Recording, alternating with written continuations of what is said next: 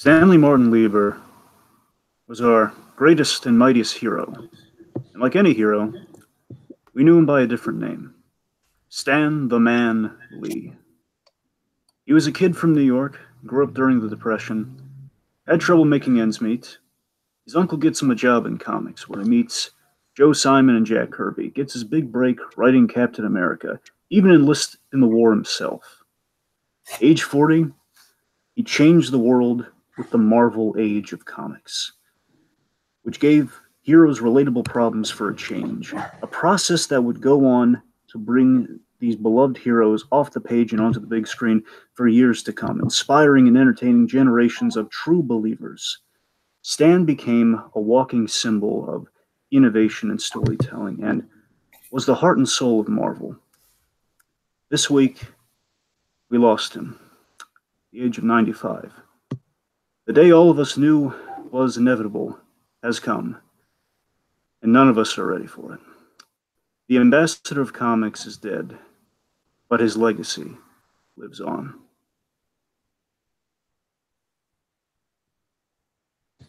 Yeah, that's right, folks. This is the podcast that none of us ever wanted to record, but in the back of our minds, we all knew this day would come eventually, and none of us were ready for it. So with that in mind, we're just that we're a few days late on this. We really wanted to iron out all the details, all the the formatting and everything. So with that in mind, let's just kind of go round table and yeah, it's a very somber affair, but it's got to be done. We got to pay homage to the man. So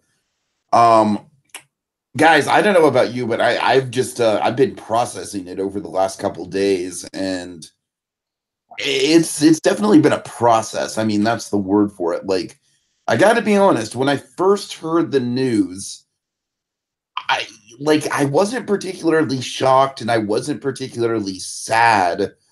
My first thought was, well, he's with Joan now.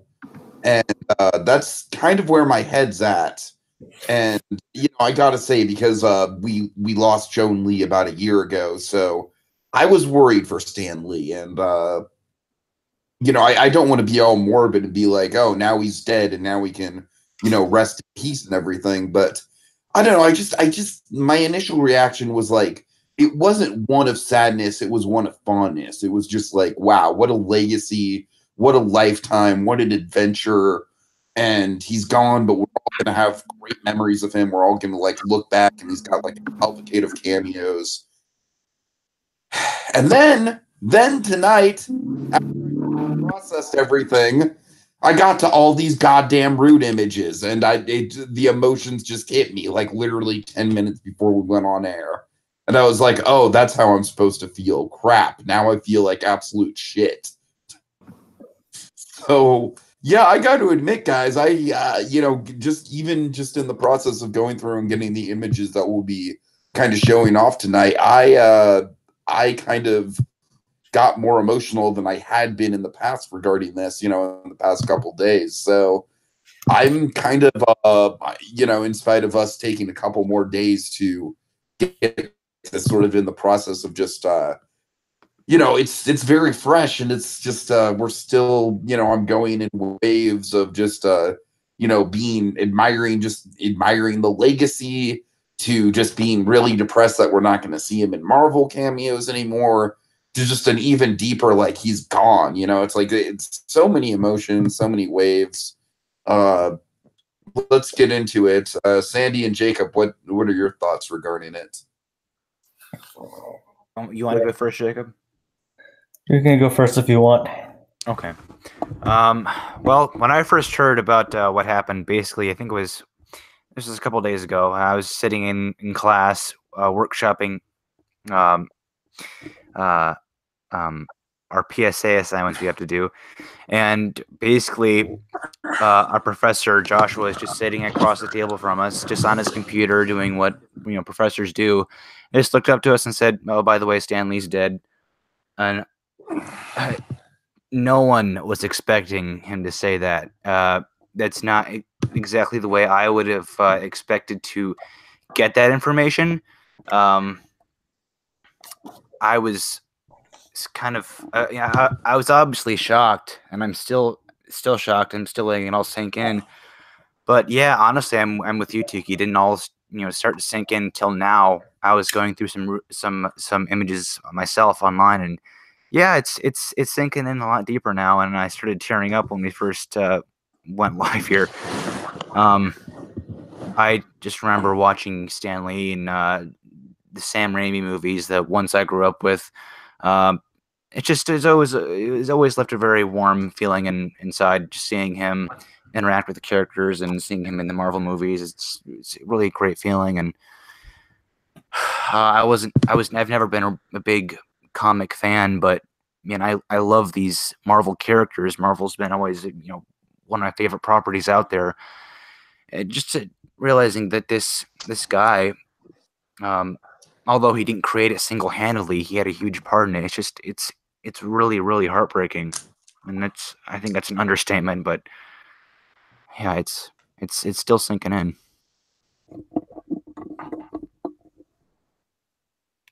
Okay, I guess I'll go. I was probably the last among you guys to hear about this. I actually heard it from you two for the first time. Yeah. Like it was just like just like for me, it was just an average couple of I forget what day was it like? Yeah, Monday. Monday. Monday, yeah. It was just an average Monday. I was just doing whatever. Then all of a sudden, it's like I saw this message from you guys, and then I asked what it was. It's like it said, Stan Lee died. I was like, what? Like you can't be serious. Like I was like making sure like you guys weren't like messing with me or something. And then it turns out, nope, it was true. It's definitely a lot to process. It's like I was discussing it with my family, and it was like he just seemed like one of those guys that would be around and live forever. And then, but you actually have to realize that he is human. And even though he has a long life, it was just kind of like it just made his passing all the more sad. Like, this is someone who's defined many generations over and over, and suddenly he's not here anymore. I mean, I probably got introduced to him a bit later than you guys did as well. But I have ever since I first saw the movies and stuff, I immersed myself and learned his history and everything. It was just it is definitely a lot to discuss, a lot to take in, and a lot to process. And I think looking back, and I'm just so glad he wherever this whole cameo thing began, I'm so glad it happened, because now every time we see a Marvel movie, Stan Lee is right there with us. I think that's really great. No matter last Marvel movie from the last 20 years, each one has little Stan Lee cameo in it. It's really nice. Yeah. As I said, he did seem like one of those people that would live forever, but in several ways, through his creations, through his characters, and even his cameos, he will live on forever. Yeah, I feel like his cameos kind of, in a sense, made him immortal. Yeah, like he's pretty much one of those gone but never forgotten types of people. I would say he might be like the definitive cameo actor. Like he literally made a career out of cameos in a way. It's like, After all the Marvel comic stuff was mostly in his rear view. Puts Hitchcock to shame, really. It does, though. I mean, it kind of does. Nothing against Alfred, but it kind of does. and there are a lot of times where he even poked fun at his numerous cameos. And I think probably one of my favorite, if not my favorite, is from Spider-Man 3, where he says very fittingly, actually, I guess one person can make a difference. Enough said. Yeah. It's very fitting. Yep. And he definitely did make a lot of differences, for sure. I guess my reaction then. So this is the soonest I've ever heard about a death. I mean, really, it's the usually you hear it. It's been announced for like hours or such. But I mean, I got it like when it was like first, almost like when it was first announced. It was real weird and so trippy. I've never had this before. So I know. I first 5 minutes for me as well. it was like I don't know. I'm guessing maybe it was like 20 minutes after like the official announcement or whenever that was in the day. It's like the point is like I hear about it, and I'm told it, and I I go to check it out. Like I frantically am checking the internet. I'm looking, and it's not everywhere, but I'm finding out that I was like hoping, come on, let it be a hoax, let it be a hoax, let it be a hoax. And then I was crushed to find out it was true. I was hoping it wasn't true, but it was, and I had no words. I mean, it was. I don't know. Adam West took the wind out of my sails big time, but this, oh god, I was beside myself. I mean, I don't. It was like let me put it this way. So Adam West, I kind of use the Logan scene as an example where he's burying Xavier, and when that happens, like he's just that was my reaction to Adam West. But here, because again, you knew it was coming, but you never thought today was going to be the day. You know, you just like I don't know. Like I always imagine in my mind, like he'd get past the 100 mark. I don't know. I never thought we'd even have to. I don't know because you knew it was looming, but then I don't know. So my point is. I just felt this numbing. There was like a numbing sense, like a numbing, echoing pain because it was such a mix of emotions. Like Toy Story 4 has this trailer come out, and I'm like, oh my god, Toy Story 4 trailer, and I'm told like, hey, did you hear the news? Like, yeah, Toy Story 4 got its trailer, and then I'm told Stan Lee's passed away. It's like, oh my god, like how am I supposed to feel after that? And it's just such a mixed day. And here's where things get even trippier. All right, so. Two things happened that just weird me out against this mix of weird emotions in the day. After while I'm processing this, I get a flood of calls telling me the same crushing news after the same crushing news that he's passed away. And at this point, I'm getting like call after call. My phone it keeps blowing up, and I just like it's like I incoming call on the phone. I'm just like, oh, what the. And I at this point, I don't want to hear the same crushing news told to me again. I'm just being local glib with people. So yes, I've heard. So I can't. I didn't want to talk about it. And then basically again, it's so bizarre, it's so coincidental. So I got a 3-tier kind of system for when I'm really down in the dumps or depressed or something. I get a 3-tier pick me up system. So like tier 1 is watch Deadpool. If I'm feeling a little low, I'm just gonna watch the first Deadpool movie. It'll kind of boost me up. But then, if it's really a blow, then I'm going to Mask of the Phantasm. And if it's really a blow and I really need recuperation time, I'm binging the first season of Daredevil. If I'm really I need a double, I'm watching season 1 of Daredevil. I'm binging that. And coincidentally, this all happened Monday, which was Monday the 12th. A day that I had earmarked because something very special and important was happening that day that I have not told Tiki for an express reason. I was just going to spring it on him, but now this for the story in itself, I'm going to tell it to him here. So coincidentally, I did my first Fathom event ever. I've never done a Fathom event, so I saw Fathom. Oh, really? Okay. Yes, and because there was a Fathom event that I could not pass up in order because I had to go to a theater outside of my normal kind of like my close by theaters, and this usually sort of thing kind of screws me over like when like a limited release happens. So you know what? Because of the movie that's coming out, I have to see it because it's like a once in a lifetime opportunity. They brought back Mask of the Phantasm in theaters for one day. 25 years to the year, roughly like a month before it came out. It came out around the week of Christmas and the first time, so it's like roughly around that time. So 25 years today. So it's like it just fits like the magnitude of like a pick me up that I need to watch Mask of the Phantasm. Is it being on theaters after all these years to compensate for the magnitude of this ridiculously bad news?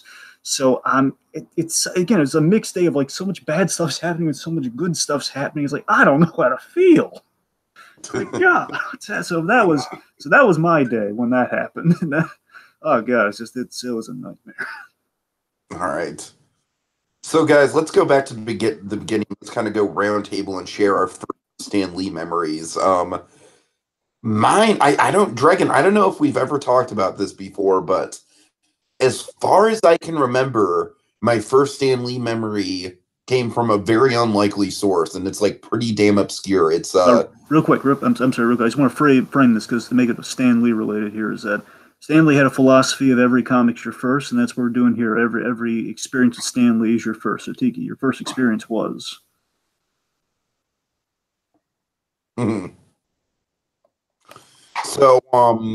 So my first experience with Stan Lee was actually the PlayStation 1 game, Spider-Man Enter Electro, where Stan Lee was the narrator of that game. And you know, like one of those things where up until that point I kind of knew who Stan Lee was. Like I'd seen him in interviews and stuff like that. But I never this was like the first time I had seen him in like it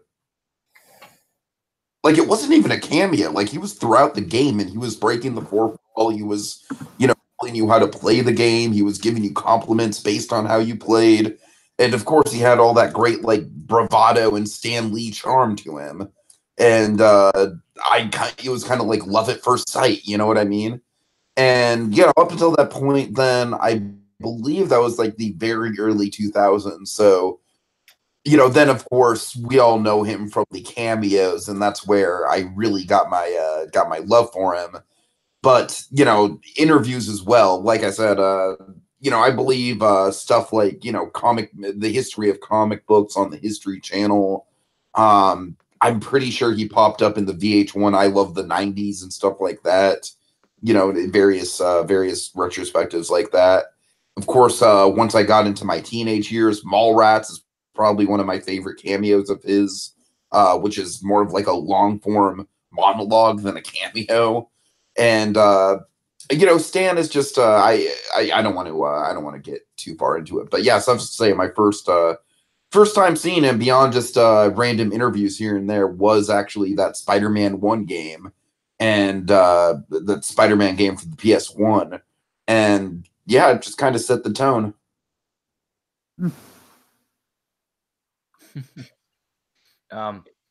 My first encounter with Stan Lee was in Spider-Man 1, the first Sam Raimi Spider-Man movie. What does he do? Oh, he's in the big parades. It's the World Saves Fair. a little girl in the parade. Yeah, exactly. The World Fair scene. Saves a little girl. I thought, okay, he's just one of the crowd members. But then he was in Spider-Man 2 and Spider-Man 3, and I think I'd already figured out who he was by the point Spider-Man 3 came out. I'm not sure exactly, but I think it may have been around that time. I discovered, oh yeah, so this guy actually has more significance, and this is just him appearing in kind of his own work, and it's really cool. I don't remember exactly what my original thoughts were, but I remember thinking that's really cool. They put the creator in kind of his own movie like that, quote unquote, his own movie. But yeah, it's pretty simple, but that's my first encounter with Stan Lee. Okay, I mean, I guess I could technically say mine was about the same because mine was the same thing, but I'm probably gonna, but to spice things up, I'm gonna do something slight. I mean, that probably was also my first experience with him as a cameo, maybe. But and I eventually learned out who he was. But the first extensive thing I saw with him was like, I had this game on the PS2. It's like based on Ultimate Spider-Man, the comic books, and it actually had like an interview with where it talked extensively about his creation, and that was like my first hands-on like full-length experience with Stan Lee. Nice. Like where he talked about like how he came up with the idea of Spider-Man, like how he talked about how he convinced him to be put into Amazing Fantasy and all among everything else. Like how he figured it's like he talked about the main thing was like discussing Spider-Man. But that was pretty much my first thing, like other than like the obligatory cameo that I probably didn't even recognize at the time when I first watched the first Spider-Man. Well, that was my first. I was like, oh, that's who he is. And then of course over the years I saw the numerous cameos, and pretty much a lot of people like when like seeing these movies in theaters, people kept pointing out the cameo, like you hear people whisper, "Oh, it's Stan Lee." I got to tell you, it's a tradition with my dad and I, especially going to see the Marvel movies. It's almost like Where's Waldo at this point. It's 3D Stan Lee. God. I appreciate that reference. God. All right. I'm sorry. Oh, man. Oh, obscure panel, awesome. Gotta love it. Anyways. That was pretty much my first experience, and of course, seeing all these cameos extend even beyond the Marvel movies was even more of a treat. Seeing all the history behind him, like he's even made a few more cameos this year outside of Marvel, which is pretty interesting. Yep. So that's pretty much my first experience. I mean, that technically probably wasn't the first one, but that was like the one that just wanted to be a bit different than Sandy, so we didn't have like the same. Oh, we first saw him in Spider-Man 1. For me, mine has a Spider-Man theme as well. Not for the first Spider-Man movie, though. I have various Spider-Man. The point is, I think I mentioned this when we did the top, when we ranked the cameos. So when I first got an idea of like who Stan Lee was, like I don't know if I've seen the name before, but when I first got an inkling of like who Stan Lee is, was the ending of Spider-Man the Animated Series. Spider-Man the Animated Series in the 90s, it had this really great ending. It was this really big event where they had all these like different alternate universe versions of Spider-Man. It was kind of a parody of the Clone Saga. It was really fun. Really, it was a great finale. And the ending of it is this meta thing where Spider-Man's taking one of the various Spider-Mans back to his home dimension, which is our world. And it's basically Christopher Daniel Barnes in a Spider-Man costume playing Spider-Man in a show. Either he's just the voice actor dressed up like Spider-Man, or he's in this live-action Spider-Man show within the fabric of the universe of the show. It doesn't matter. The point is, he's in the real world, and he's looking for answers. He's kind of like looking for kind of life's answers in a way. So he kind of visits his creator, which is Stan Lee. I remember that. Crawls in the Stan Lee's office, and it's that was when I first got like, oh, okay, okay, so he's visiting his creator, who is Stan Lee, who is this guy, and I thought, okay, that was like, okay, so this guy, of course, Stan Lee luckily looks like again, basically age 60 onwards, just he's always remained looking the same essentially. So it's like, yeah, all right. The thing that always stuck with me with that scene was he has this really nice conversation with Spider-Man, and then Madam Web shows up. Madam Web was voiced and modeled after Joan Lee. And it always ended on this, but like the last scene in the entire series was this beautiful little bit where it's it's like a bittersweet love letter to the love that Stan and Joan shared, because Stanley, this fictional Stanley's like the first time he's ever seen Madam Web, like, who is that exotic woman? And basically Madam Web, she just disappears with Spider-Man, take him back to his universe. And Spider-Man says, man, that Stan Lee sure is a nice guy. And Madam Web, lovely, Joan Lee saying, I think he is truly special. And that always stuck to me, like how sweet that was. Years later, like, oh my God, that's like the most beautiful love letter I've ever seen involving Spider-Man. And it's just, and it's beautiful. And beyond that, I mean, as time went by, like, he was the narrator from Spider-Man, His Amazing Friends, which I had also watched, and that's when he kind of slowly put it together, like, okay, he's in a lot of things, and man, that Stan Lee gets around. And when you're starting to get the scope of who Stan Lee is, and I think the time, again, that's like when I recognized who the guy was. That's when I put two and two together. And I think the main time I really just kind of got the respect and love the guy was the DVD releases for Spider-Man the Animated Series. They had these bonus features called Stan's Soapbox, based on like what he did in the comics all the time. And it was like a little interview. Stanley's sitting down, and he's talking about select episodes from Spider-Man the Animated Series, and basically kind of talking very generally about the theme or about the characters, like the creation of the characters and stuff. And like, I always love, just rocked my world, and it was so prolific, him talking so insightfully about like Daredevil and the Kingpin facing off, and how in that episode it showed like the backgrounds of the Kingpin and Daredevil, and like how if they knew each other's backgrounds, they have this whole different perspective, but they're fighting each other constantly. It's like, it's really, again, really prolific stuff, and maybe start to worship the ground that Stanley walked. Like, my God, this man, he's a genius. I love him. Yeah, now that you mentioned the DVD bonus features, I kind of sparked my memory that one of the big ones, kind of similar to Jacob, one of the big ones for me was disc 2 of the original Spider-Man DVD. Oh, that's a great one too. I love that one. Yeah. And he basically, when he explains great power, great responsibility, yeah, it's great. Remind me, disc 2 of the original Spider-Man DVD. What was that again? What It's the It's the what? It's like a multi-part like documentary. It's like you hit the play all feature, it plays like all these little snippets of interviews. It's basically like a I don't know. It's like 2 minutes a piece talking to like a different talking about a different topic about Spider-Man. It's definitely on. God, forgetting the name of the over. I think it's called The Web of Spider-Man. I think that might be what something like that. The webisode, is that what it was? Might be. I've watched all of those bonus features back in the day, but I haven't seen them in a long time. You can find it on YouTube. I just don't know the title off the top of my head right now. I just know, but it's you can easily find it on YouTube. Trust me. I'll tell you about it later. All right, don't worry about it. I just wonder how many people were introduced to Stan Lee by Spider-Man. No, I'm sure a good handful. Very good handful. I mean, apparently all 4 of us were introduced to Stan by means of Spider-Man. It's the Mickey Mouse effect. Different media too. Yeah. God, yeah, when you really think about it, it's true. But yeah, it's the Mickey Mouse effect, where it's like when you think Mickey Mouse, you think Walt Disney, you think Spider-Man, you think Stan Lee. Mm-hmm. I think, was Spider-Man, is it the reason because Spider-Man was like the character he created, and that's the one that, really, that I guess took off for him? Is that what it was, or?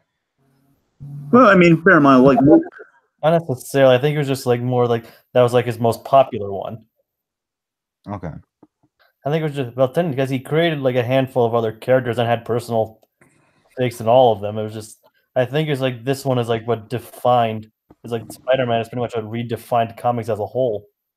Yeah, because you could say like the Fantastic Four was like the one that put Stan Lee on the map because that was like the beginning of the Marvel age and everything, and that's. But yeah, it's Spider-Man. I don't know. It's kind of something so iconic about Spider-Man. It's the universal quality. There's so much that just works with that. I think that's why Spider-Man just kind of stood out amongst the rest. I think. Right. So speaking of Spider-Man, I guess we'll transition into the comic side of thing, because this is where I definitely got a lot of exposure from Stan Lee as well. In the, of course, those famous editorials and the speech bubbles. Like basically, Stan Lee would break the fourth wall in all of his comics, and it was great. It was just one of the that really gave Marvel its signature stamp. Exactly. I mean, again, like he was one of the original guys who was so in tune with the audience, and he was, reached out to him. He had a conversation with him. He was all familiarity before being like the professional comics company. And that's what, like you had the Marvel bullpen, you had the Merry Marvel Marching Society, all these great things and these great promotions. All that stuff is like John Lee Hancock biopic material waiting to happen. I swear to God. I know, because again, they actually recorded that thing as it sounds. Like they're all standing in a studio. Having a grand old time with you. Have like the No Prize. The No Prize, right? Oh, of course. Wait. What do you know? He was cameoing even before the movies. Exactly. And what's funny? I was reading this book that's kind of like a biopic in graphic novel form about Stan. It's like a novel about his life, but it's a graphic novel. And anyway, I was reading this. I don't know how much of it's an artistic liberty, because I mean, no, it's a bit. Stan Lee co-wrote it. So it's Stan Lee and Peter David having wrote the thing. Peter David's a really great writer. Worked on the Hulk for many years. The point is, there's a section where they're recording that, and it implies, and I don't know how official this is, it implies that he and Martin Goodman butted heads a lot. And when I say butted heads, I mean the classic running gag in all of the history of Marvel and the Marvel age is that Stan Lee has a good idea. Martin Goodman says, "No, Stan, don't you know how a hero works? That'll never work." And of course, it does. That'll never work. Exactly. Yeah, like that's like he actually mentioned that in when the interview I was mentioning earlier in the Ultimate Spider-Man. He's like considering Amazing Fantasy is about to be canceled, like put it in the last issue because nobody will care. Remember that Spider-Man character? And that turned out to be like the best selling one of the year. It's like, that Spider-Man character we both love so much. Why don't you make him a series? Yeah. And here's the thing. So after they recorded, like Stan Lee loved doing the Merry Marvel Marching Society and like recording out the song and everything. He was so giddy about it. And Martin Goodman just kind of canned it after a while, and it implies that was like that might have been like the last straw, like one of the last straws for Stan Lee. That's why he uh, maybe one of the reasons that he and Martin Goodman like didn't get along and why Goodman kind of left at a certain point. Kind of Martin Goodman he went to Atlas later. He didn't stick with the company, so he kind of left the Atlas. It implies maybe there was like a little something there, but interesting. But the big thing we got to talk about is the Marvel method. Tiki, Marvel method. What do you think? The Marvel method in terms of just the formula that he kind of came up with through the 60s, right? Exactly, how he worked with the artist, all of that, yeah. Well, you can probably take the reins on this one. Yeah, it's such an innovative thing in comics that's still being practiced today, even by DC in many respects. It's kind of a no-brainer, but again, it's like the no-brainers that we have today are the things that Stanley thought of in the first place that no one was thinking about. Where, you're working on so many books. Marvel, there are so many titles, and Stanley at a certain point, it's like, okay, you get with an artist, and he kind of has a rapport, he kind of has a thing where he kind of get it where each other's going in the direction. Stan Lee will basically outline what the story is. He'll say, okay, Spider-Man needs to fight a bad guy in a bank. And then, of course, Jack Kirby, well, in Spider-Man's case, Steve Ditko. Steve Ditko, he'll run with it and he'll basically tell the majority of the story, and then Stan Lee will fill in the dialogue balloons and basically kind of add like context to the action, kind of give some plot in there. But again, it's like there's so much trust in the artist and what the artist would do. And again, Capullo and Snyder these days do something kind of similar to that, and many other artists they love the Marvel method. It's an institution in the comics medium that again gets started with Marvel, of course. Yeah, for sure.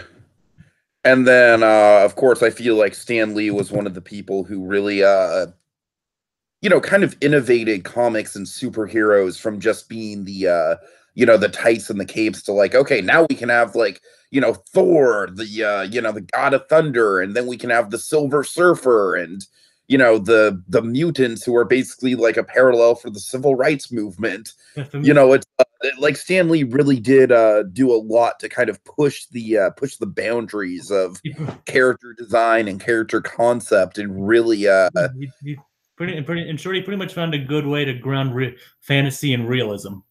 For sure. Let's add an idea. Let's kind of name some characters. Maybe like say an innovation or something kind of cool. Like just let's run down go back and forth. Let's run down like a list of some of the great characters they created. Of course, we have Spider-Man. He's worked on with Ditko Romita Sr. Did like 130 issues with. Of course, Spider-Man took off with Wildfire. Yeah, I mean, I think Spider-Man kind of speaks for itself. We all know the why Spider-Man was successful because of the everyman sort of, the trials and tribulations, the fact that Peter Parker was almost more relatable and more compelling of a character in that strip than Spider-Man himself was. We had the Fantastic Four they co-created with Kirby and did roughly 127 stories. You get Doctor Doom in that, one of the great villains of all time from Marvel, the first family of comics, again, kind of inspired by the Justice. It's so trippy when you think about the origin of Fantastic Four. They were competing with Justice League, and in doing so, they created the Fantastic Four. And just the power balance over the years between those two properties is astonishing. How up and down it goes. Like Justice League's been killing it for many years, and you have the Fantastic Four in terms of film. It's like it's kind of a crapshoot these days. It's God. It's amazing. I would say probably among my favorites is, I would say to me the big trifecta would be Thor, Doctor Strange, and Silver Surfer, because all three of those guys are just so out there. Yeah, his brother actually worked with him on co-created Thor with him. It was his brother Larry Lieberman and Jack Kirby. Like I said, I just like.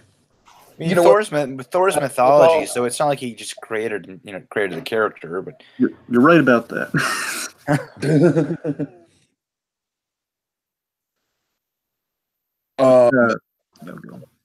No, I don't know. I think it's really interesting that he basically kind of created the whole idea that within the individual superhero genre, we could have multiple subgenres. And of course, that sort of reflects today with the MCU. Of course, getting into the subgenre, we get Nick Fury, which I love that Nick Fury was done on a dare. He basically created Nick Fury with the most ridiculous title ever, Sergeant Fury and his Howling Commandos. And he just wanted to prove, like, no, they're good stories. It's not just good titles. Like, you made okay, I'm going to make a book, the dumbest title I can think of, sell.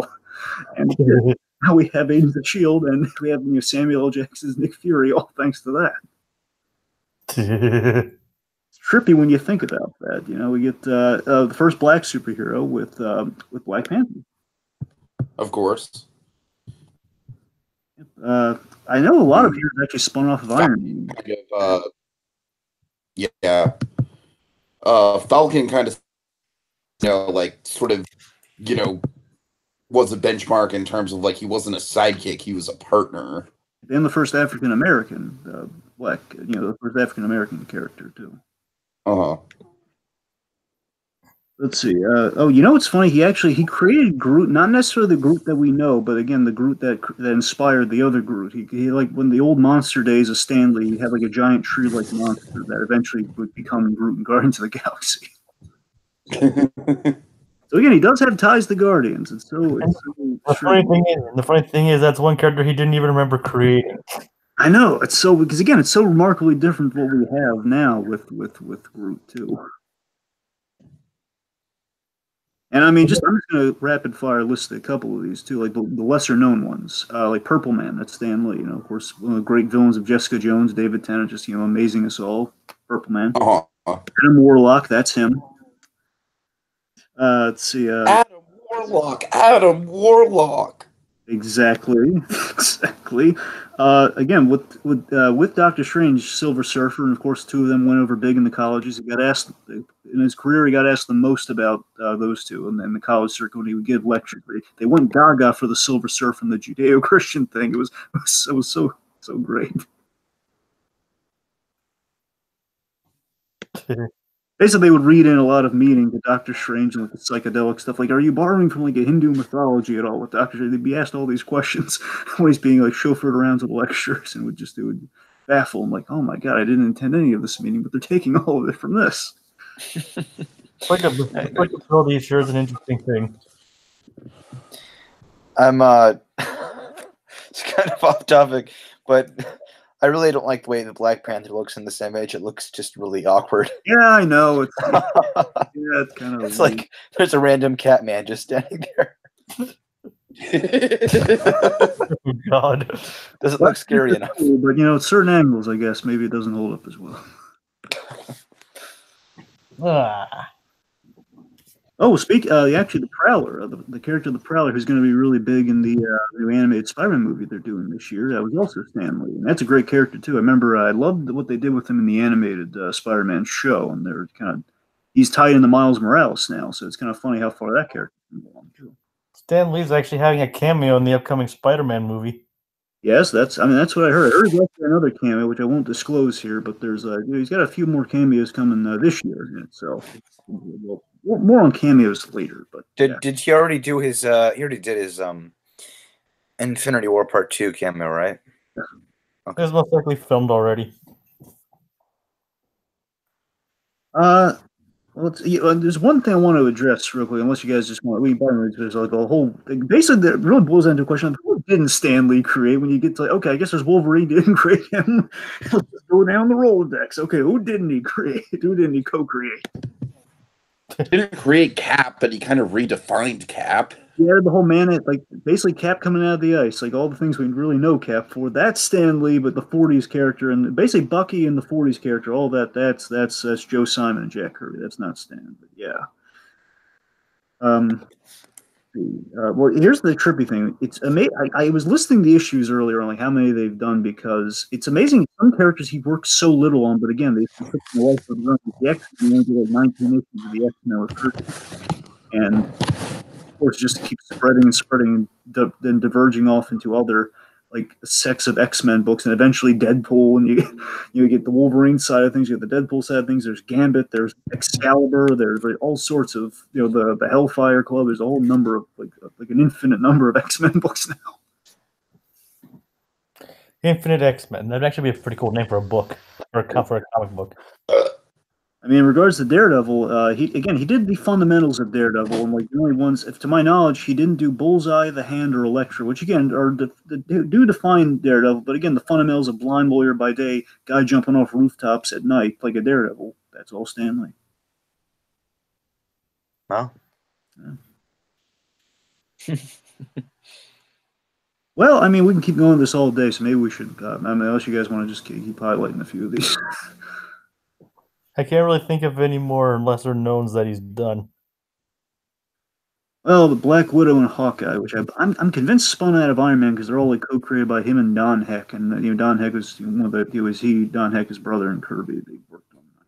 I think basically the majority of the Avengers, even the ones we know now, like Scarlet Witch and Quicksilver, they were all kind of a Lee co-creation.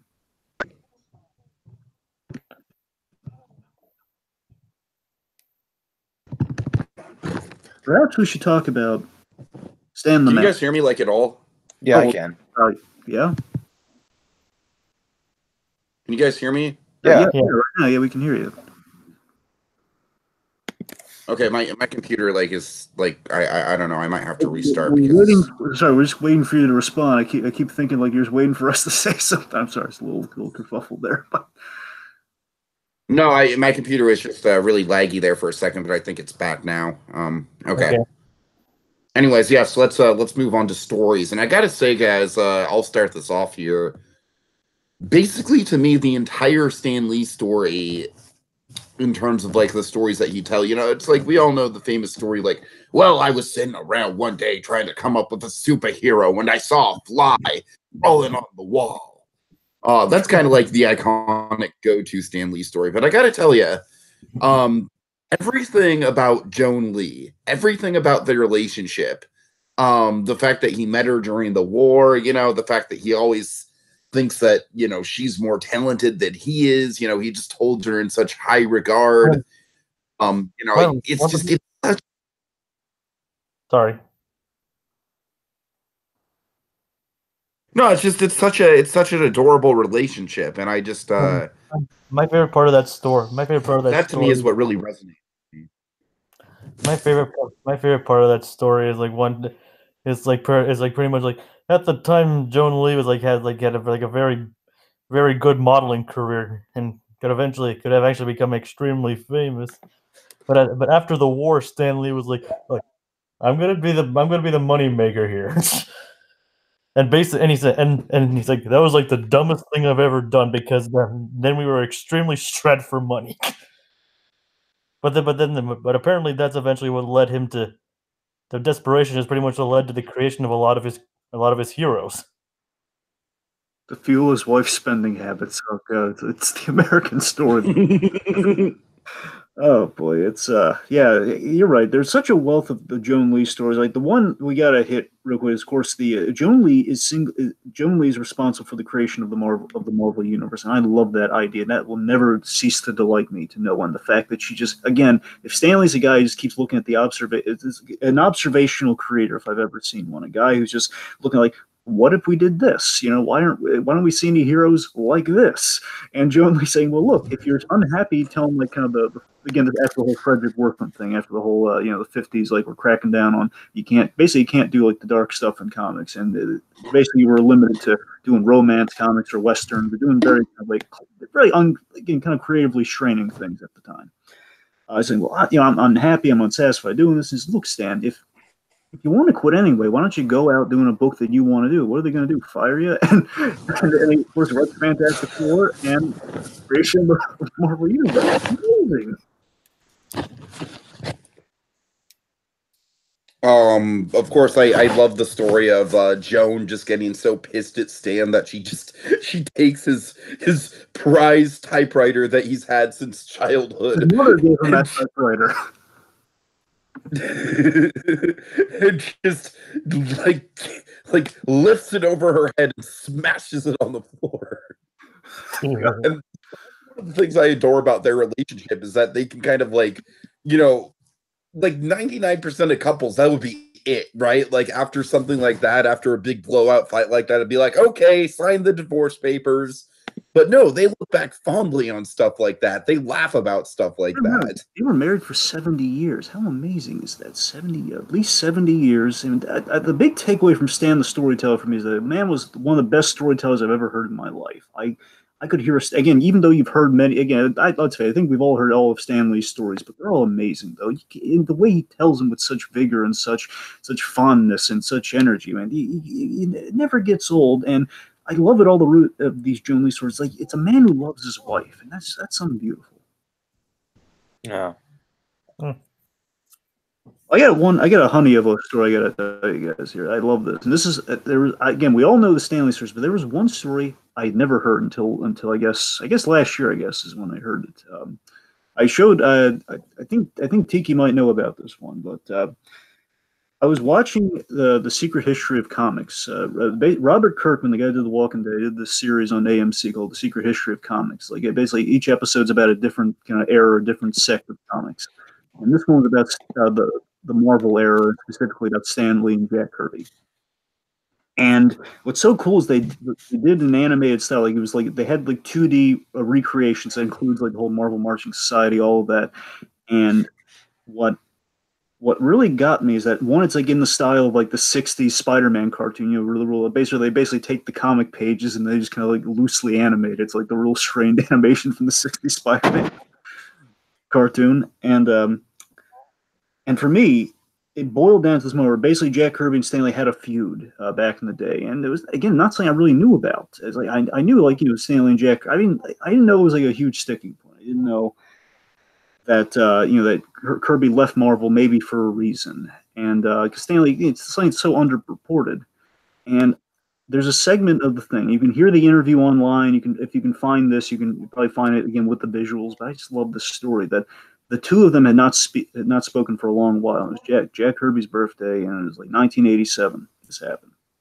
He was doing a radio interview, and Stan Lee called in, or like Stan Lee and Jack Kirby were on the phone live on air with the radio show host is like the mediator or something. Anyway, you get to see this beautiful moment unfold where Stanley and Jack Kirby begin to get into an argument about like who did what, who created what, and the idea, of course, that Stanley, of course, he would credit Jack Kirby, but like financially, that's a different issue. That's not really Stan's purview, but it's the point is he would always like say, Jack Kirby, he co-created the thing along with me. Of course, Jack Kirby, one of the most amazing artists ever, but Jack Kirby again, he always wouldn't have the money all the time to come. My point. All of this is that it's a beautiful thing where they're starting into an argument about that, but then Stan kind of takes a moment, and he kind of feels a sense of remorse, and he compliments Jack, and he says, Jack, you and I don't see eye to eye on these things, and maybe you're right, maybe I'm wrong, but just working with you is one of the greatest pleasures of my life. I'm simplifying it here, but working with you is one of the greatest pleasures of my life, and you and I, we do a lot of great stuff here, and the two of them make up on air. That's something beautiful. I mean, it brings me to tears when I was watching it. Oh my God, it's so wonderful. It's kind of like the good version of the John Kay and Billy West situation on the Howard Stern show. Exactly, and Tiki, I just love the fact that it was like a story I never knew. Had a happy ending. It's like a long lost Stan Lee story you never knew about that. It has like it's bigger. It's like stranger in fiction, but it happened. It's great. I actually heard. All right, any other big stories? Guys? No, I don't. I pretty much shared my story that I remembered earlier from about stories that he would tell. I've always loved the Bob Kane story, where he and Bob, they double dated. They and their wives double dated, and constantly Bob Kane, being Bob Kane, I'll say that much about it. Right? I don't want to get into the whole thing. It's the point is Bob Kane being Bob Kane. He's very. If Stan Lee's like a guy very downplays the fact that he's Stan Lee, the guy who created all the comics and everything, at least at this point in time. And Bob Kane's guy saying, "Hey, look, I'm Bob Kane. I created Batman." He'd draw things like instead of tipping the waiters, he would draw them pictures of Batman. It's like, hey, there, hold on to that. It's gonna be a collector's item. Something like that. And the point is, he's very verbose. So, He and his wife, and they were friends because they were so it's like opposites attracting sort of thing. So Bob Kane would always show up late with his wife Elizabeth, and the gag is like Stanley wanted to stick it to him. He's, okay, we're gonna show up late, and this thing kept going and going. They both would show up later and later to each thing to the point where no one showed up at all. To the showing up late. And again, as a kid, when I heard that story, it's like, oh my God, Bob, again, bear in mind, before we knew all the stuff about Bob Kane, all right, before we knew about the whole Bill Finger scenario, that's all, I want to get into the whole thing. The point is, I love that in my mind, my two favorite characters are tied together through their creators were friends.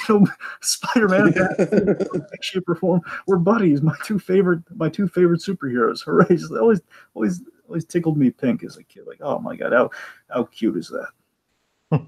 Nice. Stanley even did some work for DC occasionally. Yes, and he knew Michael Uslan because Michael Uslan basically got the first course taught about comics in the history of colleges. When that, I guess, historically there was no. He would create a course that was staged around comics, which was very frowned upon back in the days, like before '89, like years before '89. Stanley called him; he was so impressed by him. I guess they kept in touch over the years, and down the line, Uslan said, "Hey, you want to write a few stories for DC? Just basically reinvent the characters, like as an Elseworlds thing." And he was down for it.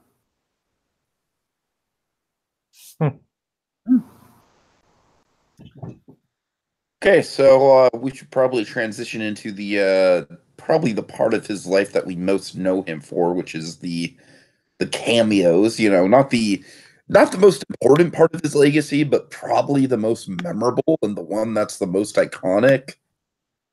At least in the modern era. Even though he said cameos like even back in the Incredible Hulk show. So just rapid fire, guys. Let's just we all know the cameos. Let's just dive into them. What are some of your favorites? Well, like I said before, Spider-Man 1, 2, and 3. Those are my favorites. Let me pick up where he left off on that one because he took my favorite cameo. Okay. Spider-Man 3 is easily my favorite. I've said this before when we did the cameo list, but Spider-Man 3 is my favorite Stan Lee cameo of all time. Again, I've gone over the reasons at length. Just to keep it brief here. I mean, the whole I guess one person really can make a difference. Enough said. He fades into the crowd. It's just it's this. It's such an earnest moment. It's like a moment of earnest praise that Spider-Man has never gotten, and by the third movie, he can finally get it. And the fact that we're in Times Square, this very iconic location with these two icons kind of meeting each other and just bumping into each other, and the fact that they'll probably never meet again, and it's kind of Lee summing up what a hero can be, icon to icon, in the heartbeat of New York with Times Square, and it's the height of Spider-Man. Having proven that with great power comes great responsibility. Again, like proving you've done good and you've honored with everything you've done before there. It's at its core, it's just one stranger in New York applauding the efforts of Spider-Man, like, complimenting Spider-Man. Like that's I don't know, just there's something so sweet and so memorable and so kind of slightly haunting about that. It just feels really special. I don't know. Yeah, I feel like my favorite Stan Lee cameos range more on the kind of like bizarro, quirky side of things. Like, my number one Stan Lee cameo of all time has got to be Big Hero 6, just because of the surprise of it all. Like, I've told the story before, but I saw his portrait on the wall in Fred's house, during the actual movie, and I thought, like, oh, that's a clever way to work in Stan Lee. And then watching through the credits of that movie, it was like me and one other person, and everyone else had left. And then Stan Lee comes on, he does that whole great bit with the wearing the underwear forwards, backwards, with that smile, with that famous Stan Lee smile. I wear them. And it was just yeah, and it was just such a great moment because it was like. Dragon, much like your thing with with Bob Kane and like Spider-Man and Batman, it's like it's two of my favorite things. It's Stan Lee and it's Disney, and it's just just converging together. It's classic, not classic, but it's Disney animation mixed with Stan Lee, and it was just such a delight to see. Of course, I love the Incredible Hulk cameo. Actually, I love both of his Hulk cameos. The one where he's the security guard with Lou Ferrigno, and then of course the whoa. No, you mean the one where he dies? Yes, that one. Or he becomes a Gamma guy. You know, he might become like the Gamma version of Stan Lee. You never know. That would explain why he lived so long in the movies. Maybe. That and the fact that he's also a watcher. Yeah, so that's one we should talk about. So that one's like one of my, like, I guess in the top three. Like, I think maybe, you know, I think objectively it might be the best, not a favorite, but I mean that one's it's so brilliant that they basically legitimized everyone, even outside the Marvel universe. They say anytime you've seen Stan Lee, he's been an informant for the Watchers in the Marvel universe. I'm really glad they got that in before he died, because now we can just now that's like canon now. Like, yeah. Just one time I was a FedEx delivery man. Hey, speaking of which, I love both of, like, they're shit movies, but I love both of his Tim Story Fantastic Four cameos. And also he created Willie Lumpkin. Well, I'm sorry, it goes without saying created Willie Lumpkin. I'm sorry, go on. Well, no, yeah, just the you know, just being Willie Lumpkins, and then in Rise of the Silver Surfer, just being like Stan Lee. My name's Stan Lee. That's one of the very few times he's actually playing himself. Yeah, I love Age of Ultron. The cameo has there where he actually gets to say Excelsior in a movie, and like I personally, I think my favorite ones. I don't know, maybe this is the key to him. Like my all-time favorite Stan Lee cameos have a Stan Lee catchphrase in them because you have enough said, and you have it's drunk again. It's you know, he's kind of like a veteran buddy of Captain America. It's just, come on, Blondie. I was over there in the heat of it all. Just give me the ale. Can I have one? Mine's actually fairly recent, actually. One of my favorites is like, I'm sure Dragon probably knows this. I mean, but I don't know. It's like the new Spider-Man game. Oh no, I don't know that one. Okay, well, I'm gonna spoil it a bit. There's this like, it's like one that's like, before I was like wondering, before I played, I was like wondering, it's like, oh, like it'd be neat if they like had a Stan Lee cameo in this. Like, and they probably won't, because they probably won't, but it'd be pretty interesting if they did. But there's this one scene where Peter and MJ are just in a diner, and then the long story short is like he walks out, like Peter walks out, and Mary Jane's there, and then all of a sudden you hear this sudden voice, and it's like, I'm so glad you two are back together again. And Stanley, the story cook, saying, "You two were always my favorites." Of course, outside of the films, we got the Stan Lee cameo in Guardians of the Galaxy Mission Breakout. Yeah. Guys, validate. And doesn't he have like multiple cameos in the Spider-Man ride at Universal? I've only done that one time, so I don't quite remember. I know he shows up at the very end. I wouldn't know that question. I think he does, but I can only think of the one at the end. That's the top of my. I think he might have be like a little photo thing or something. Like he's in the office of the Daily Bugle somewhere. I'm not sure. Oh, of course, we'd be remiss to not mention Thor Ragnarok, which might be one of his most plot-relevant cameos. The guy who cuts Thor's hair. It's not as steady as it used to be. Speaking of Daily Bugle, it's like he once joked that he would have been like had J.K. Simmons actually played a warmer version of J. Jonah Jameson than he would have. Yeah, that's great. In regards to the, it would have been so funny to see Stan Lee's take on J. Jonah Jameson. That would have been funny. In regards to the cameos in the future of the state of the cameos, from what I understand, I think the ones that we have left for the Marvel movies would be we're gonna have Avengers, the next Avengers 4, whatever it's gonna be called. We're gonna have Avengers 4. We're gonna have Captain Marvel before that. So there's gonna be at least there are 2 Stan Lee cameos coming to us indefinitely. I hope we get one with Spider-Man Far From Home, because either way, you can't miss it. If 4 is the last time you see Stan Lee in the MCU, it's like, hey, again, like the ending of a huge chapter of the MCU goes out with Stan Lee, or it goes full circle with Spider-Man. Either way, you can't miss. But Yeah. If we got it, because they wrap shooting on that, or wrap like shooting, and they shoot them in advance. So I don't know if they got it in time to watch, but fingers crossed. You know, I've always joked that Stan Lee should just like basically take like a year out of his time and just spend every day recording cameos just so we have like a Prince style like just a Or vault full of cameos to just Or random. you know what? I know Tommy Wiseau did those weird like inspirational videos, or used to. I think it'd be really great if we just got like a weekly the Muppet Thought of the Week. Just get a Stan Lee Thought of the Week. Oh, that would have been great. But after they run out of cameos, you know what I like them to do? I wanted to do what kind of Deadpool 2 did, where you basically it's kind of a better version of what the Netflix shows have done, where Stanley's worked into like an Easter egg in the background. I wanted to keep him as an Easter egg, but I mean Deadpool went. That would be cool. Yeah, you're right. I would like to see that. That'd be a good idea. Deadpool 2, what they did is they had two Deadpool Easter eggs. Sorry, they had two Stanley Easter eggs in the Deadpool 2 thing, where he's like a huge graffiti on a building where it's his giant Stanley face, and it's awesome. And he's a bus that Deadpool knocks over, like one of the busts in the room where he knocks one over. So it's like, yeah, like give me more, like give me that going forward once we run it, or use some archival stuff, like play the Merry Marvel Marching Society in the background or something. I don't know. That's what I'd like. All right. Oh, that'd be great. Actually, Kellen O'Rourke, because he showed up here really briefly in the comments. He didn't really he just kind of like a brief little high thing. But earlier I was talking with him. He actually had a suggestion for something that would be a tribute to Stanley. I want to get your thoughts on.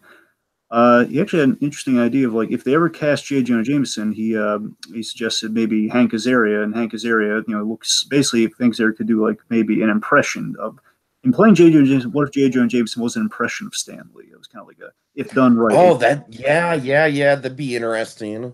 So I mean that's kind of an interesting idea. I'm down for that because honestly Hank Azaria either as Uncle Ben or again J. Jonah Jameson. I never thought of him as that, but I was gonna come on and joke that they should have Corey Burton replace Stan Lee in Big Hero 6, the animated series. Which I don't know. We'll see what happens with that. I wonder if they recorded season 2 with him before. Yeah, that's a question mark unto itself. Yeah, I don't know. But Dragon, that's an even better idea though. Just to get like a natural, like a character who would naturally, we'd want to see a Stan Lee performance out of J. Jonah Jameson, and that'd be a great way to honor him. I'd be down for that. I really like that idea. Hank Azaria's a good actor, and I could buy him as like kind of a fast talking New York guy, which again would fit with J. Jonah Jameson. I could buy it. All right. Okay. Any other cameos we're missing? Like, what about some upcoming ones? Like he's done a few this year that have either come out or are about to come out. Yeah, I mean we went over those already. Spider-Man, Captain Marvel, Avengers 4. I mean, I think we covered all those. Yeah, I know he's about to cameo in like the new Spider-Man movie. He cameoed in the Teen Titans Go movie, and I think he also. Oh, that's right. I forgot about the Teen Titans Go movie. Oh my god. There's a chance in Wreck-It Ralph too. A chance. I don't know. I know it's too late for them to do this, but I think it'd be a really great idea if in Spider-Man Into the Spider-Verse, if in one of the universes Stan Lee was J. Jonah Jameson. That would be cool. Yes, that'd be great. In the animation. Oh my god! It's like a Stan Lee cameo, and he also gets to fulfill his dream of being J. Jonah Jameson. Cool. We'll see. We'll see. But here's the thing. It was weird. He's never in animation before. He's never voiced J. Jonah Jameson. That's the only reason I think that might not happen. But I'd love it if that happened. I'd be down for it. Though. I mean, like, yes. It seems like that would have happened. Epic. That would be an epic fan moment, man. And if he was like designed like with like a vague like Stan Lee look to him with a mustache and everything. Exactly. You might have to give him the because J. Jonah Jameson has like famously the Hitler mustache. It's the age-old joke with J. Jonah Jameson. Pick up the Hitler mustache, but you basically give him the Stan Lee hair and maybe give him like sunglasses now and again. But you have it. God. All right. Potentially Ralph Breaks the Internet. We'll see about that. That'd be great if he did show up. I mean, it's confirmed that it's confirmed that it's like a posthumous cameo. Oh, really? Ralph Breaks the Internet? Yep, he's in that. Oh, okay. Huh. Nice. It makes sense. The whole like we're going the whole oh my Disney segment. It does make sense. Yeah. All right. Okay, guys. I guess all that's left to do, unless we have any more cameos. No, but let me backtrack for a mere moment because we'd be remiss if we didn't bring this. I just want to bring it up real quick because I don't want to dwell on this because we're celebrating the man's life. But you know what? I just want to applaud Stanley for something real quick. This kind of would have gone the Stan the Man thing. We kind of got caught up in it. So real quick, Stanley, in life, he had personal setbacks in life. He had a lot of bad stuff happen to him. Like his company had dissolved at a certain point. Marvel went bankrupt. He's he again, as we mentioned with Jack Kirby, he's had misunderstandings with some of his closest artists. But again, to the public, he was always smiling Stanley. He never let on that anything was wrong. And again, he was an honorable guy. Like when his company went down, I was rewatching the thing. I was rewatching those documentaries, like reminded, like, oh my god, that's so good of him. Or he would leave personal messages on the answering machines of the guys who got screwed out of his company, which again wasn't his fault. He got scammed by somebody, and therefore one of his companies before POW Entertainment, he had Stanley Multimedia, I think. He would call him personally apologize. He took the rap for it. He's like, guys, this is my responsibility. This is my fault. I loved working with you. I'm very sorry. Like, he was an honorable man. And life kicked him around a little bit, and we never reported. It's never really reported. But I just love that no matter how much he was kicked around, like he and Joan, they had another child that unfortunately that she passed away shortly after, and they weren't allowed to adopt for really ridiculous reasons. But again, these two, they live such a happy-go-lucky life that you never know these things. And I just, he was always smiling Stanley. Something that's really, there's like a constant joy about the guys. It's I don't know, something really admirable about him. Just wanted to mention real quick. Okay. All right, so I don't really have much in terms of final thoughts. I feel like I've already kind of said my piece. It's one of those things like Stan Lee in and of himself, he's an institution. He's one of those people that has just always been around in the pop culture landscape, at least for all our young lives. And, at least in the presence of, with the media and the cameos and everything like that, he's always been there. He's always had that presence.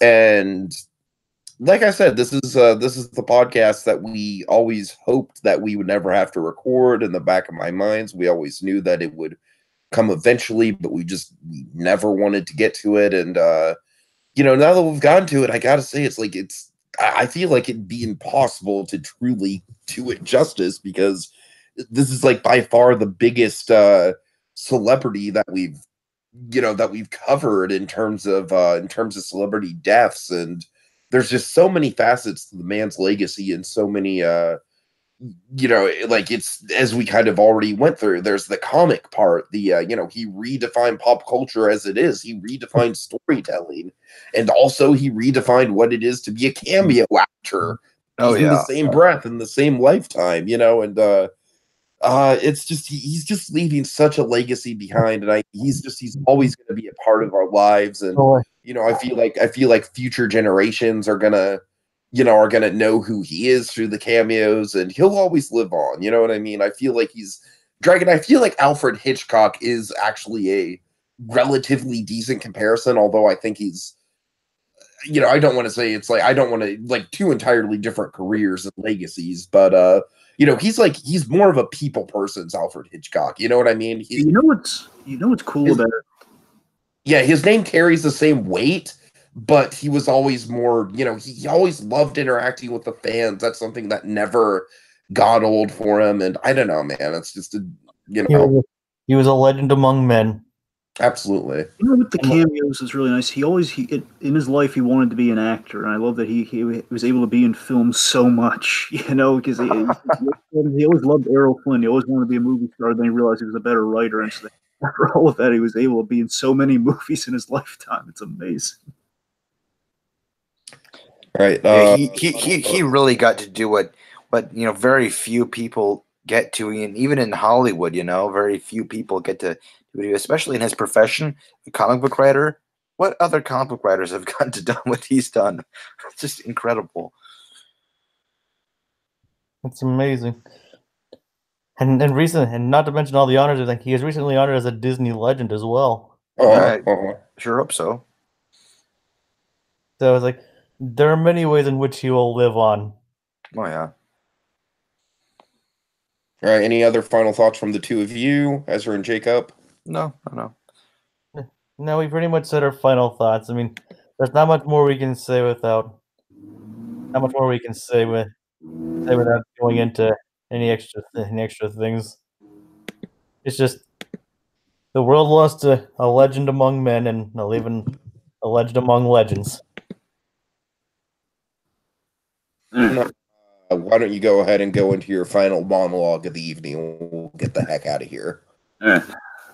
Part of me wishes this wasn't her because we're keeping his memory alive as we talk about him. It's going to be kind of crushing that ending this. But anyway, the man was Marvel. Ironically, he was so involved in everything. His name, his look, his voice became as iconic as his characters, giving him eternal life in a way. He was the Walt Disney of comics. I was lucky enough. Look, I personally was lucky enough to. I'm not trying to bolster myself. I'm just like telling you as it is. I was lucky enough to have met him 3 times in this life. I legitimately met him once. And I had gotten pictures and stuff signed by him the other 2 times. But I gave him some fan art once, a little meet and greet thing. Really, me and a whole I think 49 other, these 50 people, whatever. Point is, I walked up to him and gave him this fan art, and he complimented it, and he's like, "Oh, you should sign this." That was really sweet of him. He's so. It's like meeting your hero and it going phenomenally well. It was so great and so nice. And I don't think I've ever heard a story of Stan Lee being a dick to a fan. That's the thing. I don't think those stories exist. Exactly. Again, he always it's kind of like Kevin Smith said this many a time, and I bring Kevin Smith up because of course he and Stan Lee, they had a really beautiful relationship. And Kevin Smith, he always said you never want to give a fan a bad experience because that's when they're always going to linger on and talk about the most. So maybe Stan Lee kind of was in that philosophy too, of you always want to give a fan a good experience, maybe. So of course, at a certain point, Stan Lee stopped doing conventions because again, basically he ramped down on the conventions, and then to the point where again, especially after his wife passed, and he would not do conventions at all because his health was dwindling. When I met him roughly that's 5 to 6 years ago. I don't know. It was within 10 years. I think it was 6. When I first met him, I knew he had an eye problem that was developing, and that was the thing. He was going blind over the years, and I think that's why he ramped down the conventions. One of the main reasons. So because of that, we knew this was inevitable, but he lived on goodwill. The man lived on goodwill like it was gasoline in a car. It just seemed undying, and that it would never run out. Like the man was running on fumes the size of the Rainbow Bridge. Never run out. I mean, what for him was good writing, was like the wisdom of Solomon, with quotes like with great power comes great responsibility, or with great power there must also come great responsibility. Go for the actual book translation. These last years for him were rough. Again, he lost his other half, and Maeve. And sorry, just a little myself here. But the point is, he stuck around and he toughed out all the bad stuff that was happening. He stuck around, he toughed it out with a smile on his face, and I guess we didn't deserve him, but we needed him. We needed that Stan Lee figure, and I legitimately hope this is going to sound corny, but I hope he's found peace. Again, these last years, getting into all the nitty gritty, but some ill will might have been dealt towards him. I don't know. I just hope whatever happens, I hope the rumors weren't true, and I hope he found peace. And I hope it's true when he himself said everything was okay. And I hope that's true for his sake, because I would hate to think that Stan Lee went out of this life with something bad happening to him. It's fitting. This is the main thought that entered my head when I was thinking about things. I think it's fitting that he left us around Veterans Day. The last thing that was posted on his Twitter account, because everyone's just going to the Twitter account and see if say it ain't so, just to make sure come on, is it a hoax? Please let it be a hoax. And you go there and it's yep, they post the whole 1922 to 2018. It's crushing, I know, but the image right before, the day before, on Veterans Day itself, a photo was posted of wartime Stan Lee with his typewriter. Nice. And to me, again, it's going to sound so corny, but to me, it was so full circle that, he got his break with Captain America. Captain America got him his big break in comics. You know, the first story he wrote was a 2-page Captain America story, and that inspired him in a way to, you know, to go over there and help out again the aforementioned photo. And he did so much in his life. He gave us so many heroes. The operative word being heroes. At the end of the day, he's still that guy in the photo. He's still that enthusiastic young writer. He's always been that in life. You can just see it like radiating off the guy.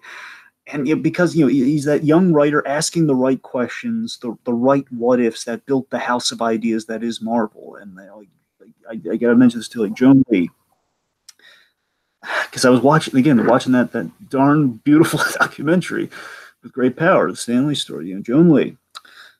She famously said, we mentioned this when Joan Lee passed away, which is the main reason I bring this up. Joan Lee, she's always kind of haunted me because this bit that she said always kind of haunted me, where Joan Lee said that he was more than Spider-Man. You know, he said like Spider-Man was enough for him. If he was remembered for Spider-Man, you know, he'd go happy.